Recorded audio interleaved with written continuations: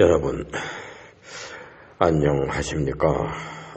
김정양의 철학 강의, 지금 성 도마의 동방선교 세 번째 강의 시간이 되겠습니다. 도마에 대해서 지금 말씀을 드리고 있는데, 아직까지 인도 선교에 대해서 본격적인 도마의 이야기가 시작이 되지 않았습니다. 이제부터 상세한 내용을 말씀을 드리려고 합니다. 우선 도마가 몇 살까지 살았느냐,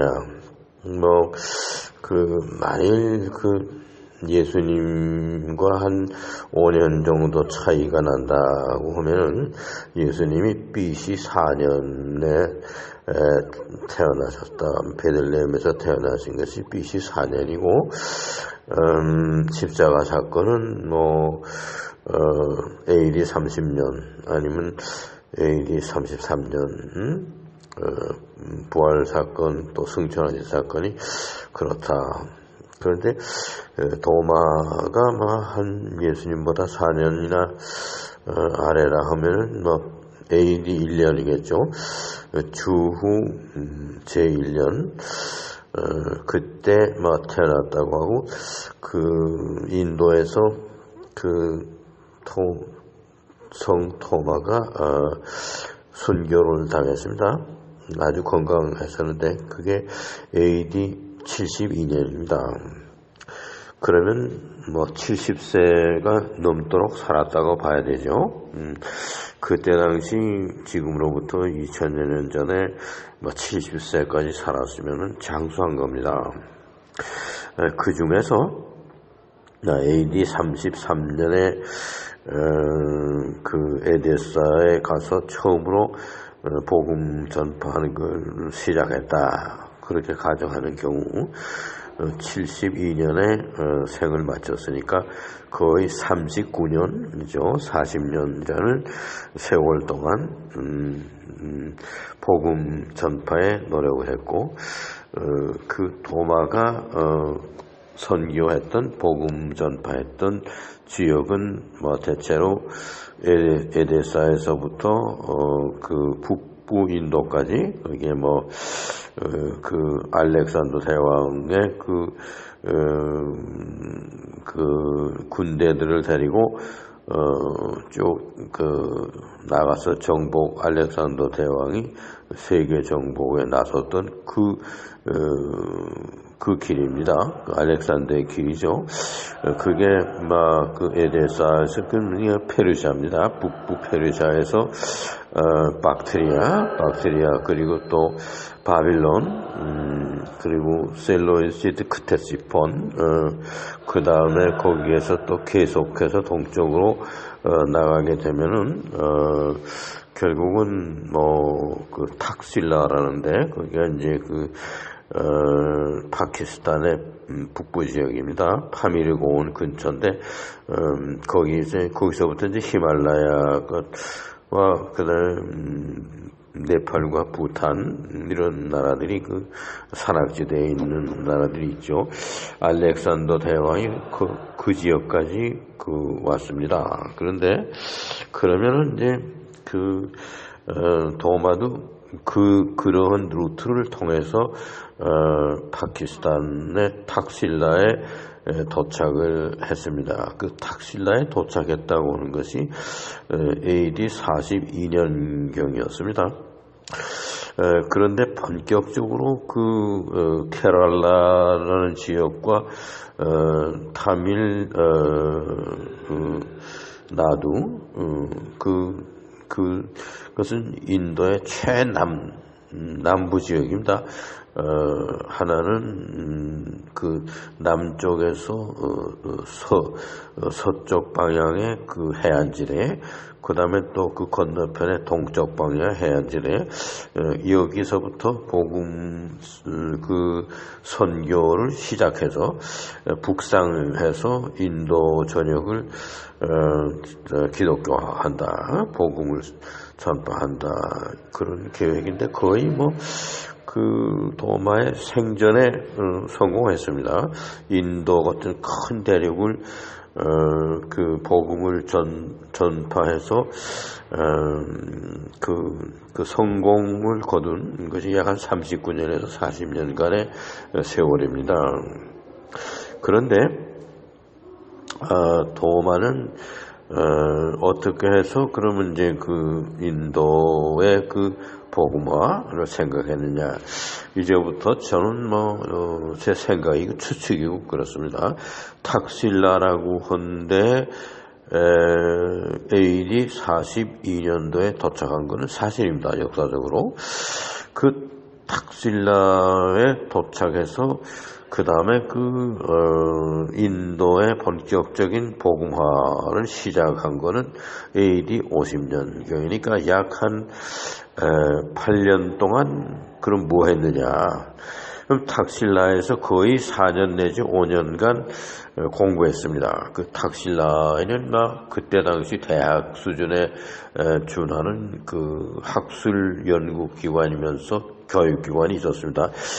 대체로 그 인도에서 아주 굉장히 유명했던 활동했던 성현들, 힌두교의 성현들, 또 불교의 사상가들, 그런 사람들이 다 이 탁실라의 대학에 유학 와서 그 학업을 닦았습니다.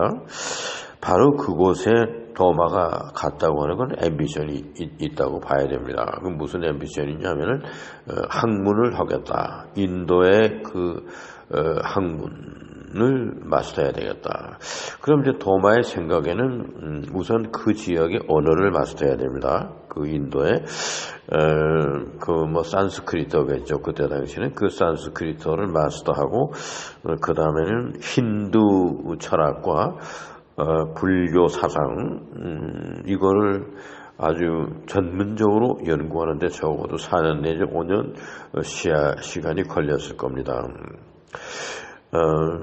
이것이 그 탁실라에서 거의 한 4년 내지 5년간 시간을 보냈다고 생각됩니다. 그 다음에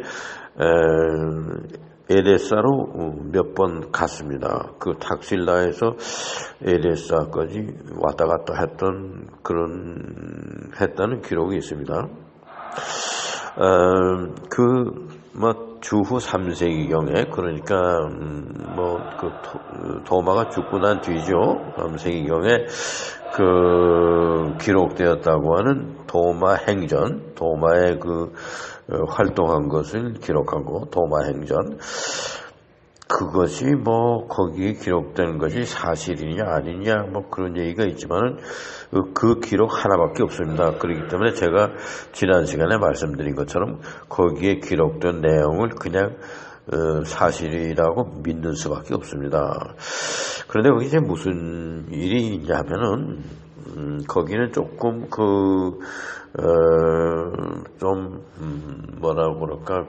신화적인 얘기, 예수님께서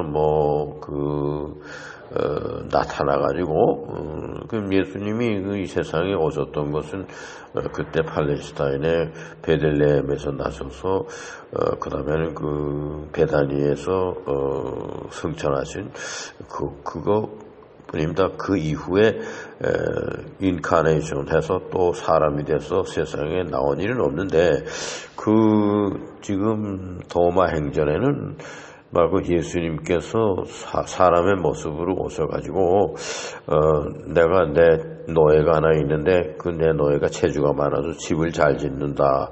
그러니까 노예를 팔겠다. 이래가지고 은 30냥에 팔아서 계약서도 써주고 그랬다. 이런 내용인데 저는 그거는 사실이 아니라고 생각됩니다. 그는 이제 어떤 좀 신성, 예수님으로부터 직접 거래가 됐다, 이런 얘기를 하기 위해서인데, 제가 생각하는 거는, 도마가 탁실라에서 유학하고 공부하고, 그러고 나서 약 한 4년, 5년이면은, 46년, AD 46년경, 45년, 46년경 됐을 겁니다. 그때 에데사에 갔습니다. 가서 그 에데사에서 다시 또 인도로 돌아오려고 하는 과정에서 거기 상인을 만났는데 그 상인의 이름이 압반입니다. 압반, ABBAN, 압반이라는 이름을 가진 상인입니다. 그 상인은 그 에데사에서부터 인도까지 왕래하면서 그 장사하고 돈을 벌고 그랬던 상인입니다. 그 사람이 자주 왔다 갔다 했으니까 아주 길을 잘 알죠. 근데 그 사람이 어떻게 해서 도마를 만났냐? 그 사람이 시중에 그 에데사에서인가 거기 사람들이 많은데 나와가지고 크게 소리를 질렀다고 합니다. 여기서 집을 잘 짓는 건축사가 없느냐 그겁니다. 저 임금님이 궁을 지으려고 그러는데 동방의 나라에서 임금님이 궁을 지하는데 궁 지을 수 있는 실력자를 찾습니다. 이때 도마가 들었어요. 그래서 내가 건축가다. 그러니까 이제 그 아반이 물어봤습니다. 당신이 그러면 목조 건물 짓는 사람이냐, 석조 건물 짓는 사람이냐. 그러니까 나는 목조 건물도 짓고 석조 건물도 짓고 내 그 나무를 그 다루는 목공의 실력은 막 배를 제조해서 물에 띄우는 정도고 배를 만드는 일이 있었고 가구를 만들고 뭐 나무로 목조 가옥을 짓고 그런 경험이 내가 풍부하고 그 다음엔 석조 건물도 내가 큰 건물을 많이 지어본 사람이다. 그러니까 이 정도 실력이 좀 됐다. 그러면 당신 나 따라오라. 내가 안내할 테니까 내가 그 임금님을 소개해가지고 그 사람에서 궁을 당신이 짓는 걸 했으면 좋겠다. 그러니까 도마가 내가 그냥 못 간다. 나에게 돈을 내놔라. 그래서 이제 그 아반이라는 그 상인이 그럼 얼마면 가겠냐. 그러니까 생각나는 것이 뭐 그 가룟 유다가 은 30냥에 예수님을 팔았다. 그 사건 알지 않습니까? 그러니까 머릿속에 그 돈단이라는 게 없었어요. 은 30냥입니다. 무슨 그 동전이면은 바꾸고 교환하는 게 힘들었는데 순은입니다. 은 30냥을 달라. 그러니까 그 아반이라는 사람이 은을 30냥을 주기로 하고 도마를 데리고 갔습니다. 그게 이제 어디로 갔냐 하게 되면은 그 탁실라 그 근교에 그러니까 파키스탄 그 북부 지역입니다. 거기에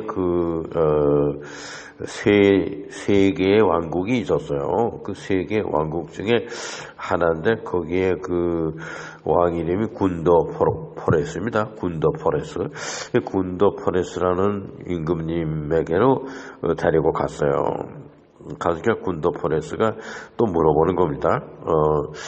당신 실력이 어떻느냐. 그래서 그 아빠에게 얘기한 것처럼 나는 목공이면서 나무로 집을 짓는 것도 하고 배도 만들었고 뭐 내 실력이면 뭐 로마 군인들이 사용하는 군함도 배로 제조할 수 있는 실력자다. 그리고 그 다음에 내 목공으로 말하면 뭐 그런 실력이고 석조 건물로는 거대한 집을 지을 수 있다. 그러니까 그러면은 일손이 얼마나 필요하냐. 그러니까 뭐 도마가 몇 명이 필요하다. 목공 몇 명, 뭐 돌 깨는 사람 몇 명, 뭐 그 다음에 잡부 몇 명, 뭐 이렇게 해서 일손을 달라. 그래가지고 그러면 매일같이 그 일공을 주고 그러고도 돈이 얼마 있으면 짓겠느냐. 그러니까 나한테 얼마 돈을 주시오. 그래서 이제 그 군더 포레스 임금님이 도마에게다가 거액을 돈을 줬습니다. 그런데 도마는 어떻게 했느냐. 그 돈을 받아가지고 그 궁을 짓는 게 보이지가 않습니다. 그 준비하는 것도 없고 무슨 터파기 하는 것도 없고 건물이 올라가는 것도 없습니다. 그런데 도마는 그 임금님으로부터 받은 돈을 가지고 시내에 나가서 거기 사람들, 가난한 사람들에게다가 돈을 막 나눠줬습니다. 나눠주면서 군도포레스 임금님께서 하사하는 겁니다. 가난한 사람들을 위해서 임금님이 돈을 주는 겁니다. 그렇게 하면서 다 나눠줬습니다. 매일같이 그렇게 하니까 임금님은 그 궁을 짓는 게 눈에 안 보이고 들려오는 이야기는 돈을 다른 데 쓴다. 이래서 그래서 군더 포레스가 말하자면 암행어사처럼 차리고 나가서 도마가 어떻게 하나 봤더니 실제로 돈을 막 나눠주면서 군도포레스 임금님께서 여러분들에게 하사하는 돈입니다. 그러면서 뭐 사람들이 많이 모여가지고 줄 서고 그런데 돈을 많이 나눠주고 그래서 이제 돌아와가지고 도마를 불렀습니다. 저 점잖게 궁을 짓는 거를 시작 안 하는데 보이지가 않는데 궁 언제 짓느냐? 그리고 언제 끝나느냐? 그러니까 도마가 무슨 얘기냐면 궁은 당신이 죽은 다음에 완성됩니다. 당신이 죽어야 그 궁에 들어가 살 수 있습니다. 이런단 말이에요. 그러니까 임금님이 아주 이거 조롱하는 거라 내가 아주 사기를 당했구나. 돈까지 주고 그랬는데 이 친구는 이거 아주 엉뚱한 친구구나. 그래가지고 도마를 막 감옥에 투옥시켰어요. 그래가지고 이제 신하들하고 의논해가지고 이 사람을 사형을 시켜야 되겠다. 이제 그런데 산채로 피부를 껍데기를 뺏기고 그 다음엔 화형을 시킨다. 이래서 아주 그냥 굉장히 고통스럽고 통증을 느끼도록 하는 그런 아주 극한의 그런 사형 원도를 내렸습니다. 그래서 이제 그 사형을 집행하려고 그러는데 자기가 사랑하는 임금의 동생이 죽었어요.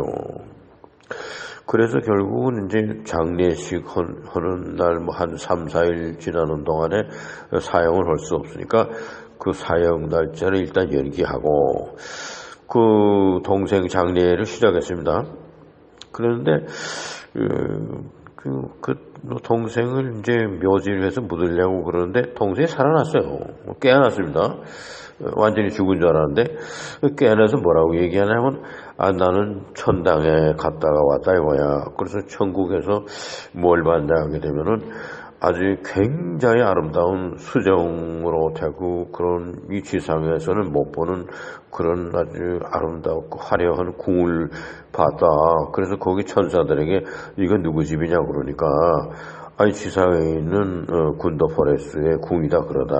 그러니까 그 사람이 그 궁을 지상에다 짓는 게 아니고 하늘나라에다가 지어서 이미 다 끝난 상태다. 그래서 그런 걸 봤다. 그리고 이제 얘기를 하니까 그게 또 이상한 거 헛소리 아닙니까? 그러니까 죽었다가 살아나긴 해서 기쁘긴 한데 영 믿음이 안 가는 소리 난다. 그래서 이제 도마를 불러가지고 다시 신문을 했어요. 너를 내가 사기당해서 사형시키려고 아주 극형에 처하려고 그러는데 네가 내가 궁을 짓겠다고 너 약속했는데 궁은 어떻게 된 거냐? 그러니까 나 궁을 하늘나라에다 줬습니다. 그러니까 당신이 죽어야 하늘나라에 가서 그 궁에 들어가 살지 않습니까? 당신이 내가 지은 궁에 가서 살려면 이 세상에선 죽어야 됩니다. 그러니까 그러면 네가 다 지었느냐? 예, 하늘나라에 다 지었습니다. 그럼 어떻게 생겼느냐? 대충 궁에 대한 걸 설명하라. 그래서 도마에게 얘기를 다 듣고 나니까 그 동생이 얘기하는 거 딱 맞는 거예요. 그 동생하고 도마하고는 서로 짜고 얘기하는 게 아니고 동생한테 얘기를 들었는데 그 다음에 그 감옥에 있던 친구 꺼내서 물어보니까는 동생이 설명하는 거와 똑같은 그런 궁이다 이거예요. 그래서 도마에게 물어봤어요. 왜 궁을 지상에다 안 짓고 뭐 하얘 보이지도 않는 하늘나라에다가 짓고 나한테 그 말도 안 하고 동생이 결국은 죽어서 하늘나라에 갔다가 보고 다시 내려왔지 않냐. 그 왜 그러냐. 그러니까 도마가 그때부터 설교를 했습니다. 아무리 아름다운 궁을 짓더라도 이 지상에서 사는 우리의 인생은 제한되어 있다 이거야. 천년만년 사는 게 아니잖아요. 그러니까 제한된 시간 동안 사는 거다 이거야. 그 궁을 아무리 화려하게 짓고 잘 지어도. 그런데 하늘나라에다가 내가 궁을 지으면 우리가 하늘나라에서는 영원히 사는 것이다. 그럼 당신이 영원히 살 수 있는 데서 궁에서 아주 아름다운 데서 죽지 않고 영원히 사는 것이 좋지 않느냐. 그래서 내가 지상에다가 짓지 않고 하늘나라에다 짓는 것이다. 그런데 또 무슨 일이 벌어졌느냐? 그러면은 그 막 궁 앞에 막 시끄럽게 사람들이 모였어요. 그러니까는 그 임금님 저 자리에서 내려와라. 뭐 임금님 잘못했다. 뭐 이러는 임금님에게 불평불만하는 그런 민중들인 줄 알았는데 임금님에게 절하러 왔습니다, 이거야. 그 도마가 그 임금님의 하사품이라고 그러죠. 돈을 막 주고 그랬으니까 그 돈 받은 사람들이 임금님한테서 받았다고 생각하니까 고맙다고 인사하러 궁에서 다 모였습니다. 그래서 임금님이 절 받으소서 그러고 이러니까 그런 백성들에겐 말 한마디면 정치합니다. 그러지 않겠어요? 임금님에 대한 존경이 하늘에 닿았고 고마워하고 그러니까 이 지상에서 정치하는 게 참 수월해졌어요. 가만 생각하니까 이 도마가 아주 현인이다 이거야. 자기가 준 돈을 가지고 자기 명예를 높이고 국민들에게서 존경받고 신뢰를 얻는 그런 일에 돈을 쓰고 그 다음에 궁은 하늘나라에다 지었다. 그래 이 사람은 아주 귀한 사람이다. 세인트다 이거예요. 성인이다 이거예요. 그래서 이제 임금님이 묻기 시작했습니다.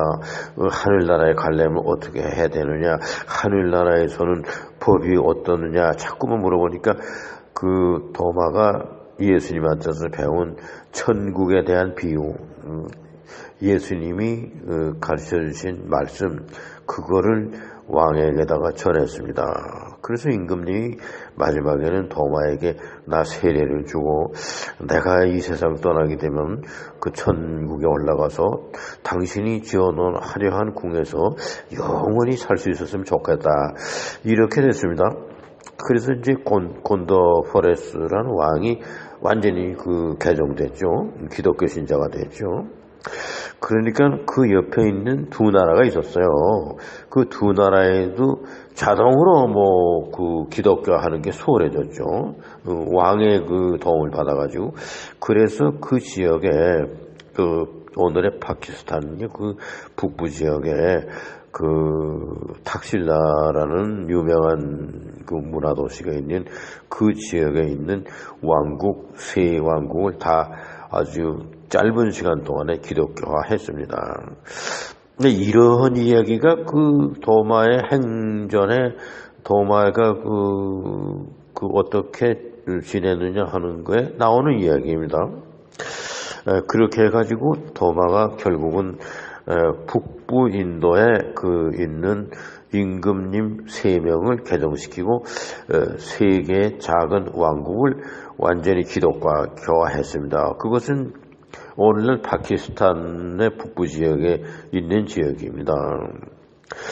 그런데 이제 그렇게 하고 나서는 이제 도마가 인도 말도 언어도 마스터했고 힌두 성현들의 철학도 마스터하고 불교의 교리와 부처님의 가르침에 대해서 마스터하고 그러느라고 시간이 갔습니다. 그럼 도마가 무슨 생각을 했느냐? 이제부터 어떻게 하면은 내가 살아있는 내 인생 동안에 이 거대한 땅덩이인 인도를 100% 기독교화하느냐. 여기 예수님의 말씀을 가지고 사는 완전히 기독교 국가 에데사처럼 만드느냐 그겁니다. 에데사는 뭐 그때 사도들 초기에 막 핍박받고 뭐 순교당하고 뭐 바울도 감옥에 갇히고 고생하고 막 그러는데 그 에데사는 아주 기독교인들 천국입니다. 완전히 기독교 국가니까 그것을 도마가 왔다 갔다 하면서 봤죠. 도마는 에데사와 그쪽에 그 파키스탄 쪽을 왔다 갔다 몇 번 하면서 이쪽 서방 측에 바울이 고생하면서 복음 전파하고 뭐 거기 사람들이 로마의 핍박을 받고 뭐 막 죽고 이러고 고난을 당하는 그러한 상황이 아니고 에데사와 그 도마가 복음 전파하는 데서는 아주 그 부작용이 없고 어떤 그런 반발이 없는 아주 평화로운 중에서 복음을 전파했습니다. 그랬는데 도마는 이제 무슨 생각을 하느냐? 그 북부 인도에 있었는데 그 인도 전체를 복음화하려면은 그 넓은 데를 왔다 갔다 하면서 하는 것보다는 남쪽으로 내려와서 인도가 삼각형이니까 남쪽으로 내려오면 뾰족해집니다. 그래서 그 동부 해안 지역과 서부 해안 지역 그 해안 지역에 사람들이 많이 살죠. 그리고 거기서는 그 아주 진주가 굉장히 많이 납니다. 그래서 진주가 나고 그 지역에서 금도 많이 나고 또 무슨 그 어업이죠. 고기를 낚고 하는 그런 어부로서의 일도 아주 풍요롭고 그렇습니다. 그런 데서 지리적으로 서로가 가깝다. 동과 서가 왜냐하면 이렇게 삼각형으로 뾰족하게 내려오니까 그래서 그 서부 해안 지역과 동부 해안 지역을 동시에 그 기독교하는 일을 생각해서 거기서부터 남쪽에서 출발해서 점차로 북쪽으로 올라온다. 그렇게 하면은 자기 그 당대에 인도라는 거대한 반도죠. 큰 반도입니다. 대륙이죠, 그것도. 그래서 완전히 기독교화할 수 있겠다. 이런 계획을 해가지고 그 다음 이제 인도를 기독교화하고자 하는 그 스타트 그걸 어떻게 시작했느냐? 인도의 최남단 지역에서부터 복음 전파와 교회를 설립하고 그러는 예배를 인도하고 그러는 일을 인도의 최남단 지역에서부터 시작할 계획을 세웁니다. 오늘 강의는 이것으로 마치고 다음번 강의에서 그 최남단 지역의 그 서부 지역은 이름이 케랄라고 동부 지역은 타밀 나두입니다. 그 삼각형에 대해서 서로 그 거리가 가깝고 북부 지역은 굉장히 거리가 먼데 삼각형으로 생겼으니까 아래 뾰족한 데로 내려오면 가깝죠. 그래서 서부 그 해안 지역과 동부 해안 지역을 왔다 갔다 하면서 거의 동시에 그 인도의 그 남쪽 지역의 복음화에 적극적으로 나서게 됩니다.